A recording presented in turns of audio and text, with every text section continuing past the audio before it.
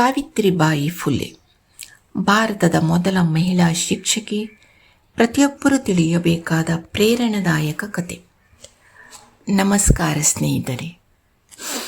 ಇಂದು ನಾವು ಭಾರತದ ಇತಿಹಾಸದಲ್ಲಿ ಅಜರಾಮರ ಹೆಸರಾಗಿರುವ ಮಹಾನ್ ಸಮಾಜ ಸುಧಾರಕಿ ಸಾವಿತ್ರಿಬಾಯಿ ಫುಲೆ ಅವರ ಅದ್ಭುತ ಜೀವನ ಯಾತ್ರೆಯನ್ನು ತಿಳಿದುಕೊಳ್ಳೋಣ.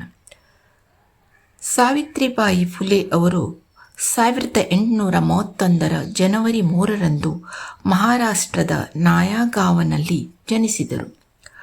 ಆ ಕಾಲದಲ್ಲಿ ಹೆಣ್ಣು ಮಕ್ಕಳಿಗೆ ಶಿಕ್ಷಣ ಕೊಡಬಾರದು ಎಂಬ ತಪ್ಪು ನಂಬಿಕೆ ಸಮಾಜದಲ್ಲಿ ಬಲವಾಗಿತ್ತು.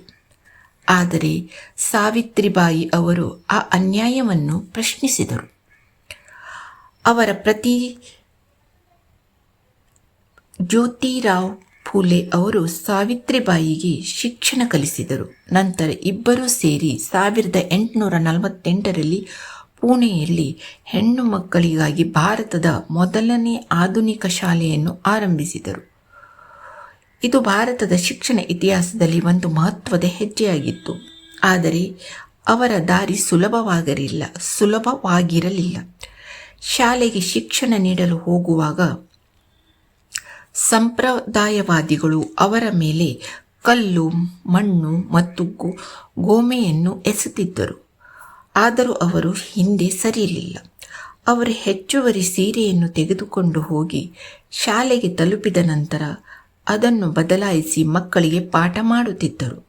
ಅವರ ಧೈರ್ಯ ಮತ್ತು ಸಂಕಲ್ಪ ನಿಜಕ್ಕೂ ಅದ್ಭುತ. ಸಾವಿತ್ರಿಬಾಯಿ ಫುಲೆ ಅವರು ಕೇವಲ ಶಿಕ್ಷಕಿಯಲ್ಲ, ಅವರು ಮಹಿಳೆಯರ ಹಕ್ಕುಗಳು, ವಿಧವೆಯರ ರಕ್ಷಣೆ, ಬಾಲ್ಯ ವಿವಾಹದ ವಿರುದ್ಧ ಹೋರಾಟ ಮತ್ತು ಸಮಾಜದ ಸಮಾನತೆಗಾಗಿ ಜೀವನವನ್ನು ಮುಡುಪಾಗಿಟ್ಟರು. ಶಿಕ್ಷಣವೇ ಸಮಾಜವನ್ನು ಬದಲಾಯಿಸುವ ಶಕ್ತಿ ಎಂದು ಅವರು ನಂಬಿದರು.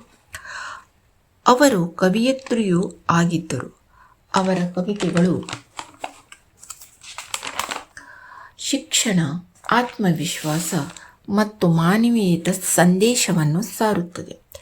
ಪ್ರತಿಯೊಬ್ಬರೂ ಕಲಿಯಬೇಕು, ಬೆಳೆಯಬೇಕು ಮತ್ತು ಸ್ವಾಭಿಮಾನದಿಂದ ಬದುಕಬೇಕು ಎಂಬುದು ಅವರ ಸಂದೇಶವಾಗಿತ್ತು.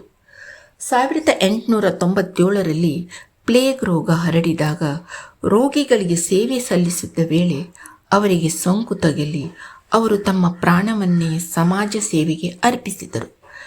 ಸೇವೆಯಲ್ಲಿ ಅವರ ಜೀವನ ಮುಗಿದರೂ ಅವರ ಆದರ್ಶಗಳು ಇಂದಿಗೂ ಲಕ್ಷಾಂತರ ಜನರಿಗೆ ದಾರಿದೀಪವಾಗಿದೆ. ಸ್ನೇಹಿತರೆ, ಸಾವಿತ್ರಿಬಾಯಿ ಫುಲೆ ಅವರ ಜೀವನ ನಮಗೆ ಒಂದು ದೊಡ್ಡ ಪಾಠವನ್ನು ಕಲಿಸುತ್ತದೆ. ಶಿಕ್ಷಣ ಎಂದರೆ ಕೇವಲ ಉದ್ಯೋಗ ಪಡೆಯುವ ಸಾಧನವಲ್ಲ, ಅದು ಮನುಷ್ಯನನ್ನು ಸ್ವತಂತ್ರವಾಗಿ ಯೋಚಿಸುವಂತೆ ಮಾಡುವ ಬೆಳಕು. ಅವರ ಧೈರ್ಯ, ಸೇವಾಭಾವ ಮತ್ತು ಶಿಕ್ಷಣದ ಮೇಲಿನ ನಂಬಿಕೆ ನಮಗೆ ಸದಾ ಪ್ರೇರಣೆ ನೀಡುತ್ತದೆ. ಈ ಮಾಹಿತಿ ನಿಮಗೆ ಇಷ್ಟವಾದರೆ ಈ ವಿಡಿಯೋವನ್ನು ಇತರರೊಂದಿಗೆ ಹಂಚಿಕೊಳ್ಳಿ. ಇಂತಹ ಪ್ರೇರಣಾದಾಯಕ ವ್ಯಕ್ತಿಗಳ ಬಗ್ಗೆ ಇನ್ನಷ್ಟು ತಿಳಿಯಲು ನಮ್ಮ ಚಾನೆಲ್ಗೆ ಸಬ್ಸ್ಕ್ರೈಬ್ ಮಾಡಿ. ಒಂದು ಪ್ರಶ್ನೆ ನಿಮಗಾಗಿ: ಇಂದಿನ ಸಮಾಜದಲ್ಲಿ ಅವರಂತಹ ಧೈರ್ಯಶಾಲಿ ವ್ಯಕ್ತಿಗಳು ಇನ್ನಷ್ಟು ಬೇಕು ಎಂದು ನಿಮಗೆ ಅನಿಸುತ್ತಿದೆಯೇ?